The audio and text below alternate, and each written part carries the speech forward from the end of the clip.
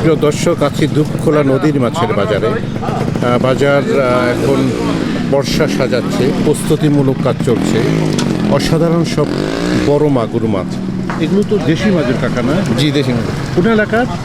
এগুলো আমাদের বিক্রমপুর, শরীয়তপুর এসব এলাকার মাছ। তাহলে এখানে আড়িয়াল বিলের মাছও আছে না? হ্যাঁ। প্রিয় দর্শক, এখানে শিং মাছ আর এগুলো হচ্ছে মাগুর মাছ। প্রিয় দর্শক, আর এখানে যেটা আছে, এইখানে বিশেষ করে নদীর পোয়া মাছ সাজাচ্ছেন এগুলো।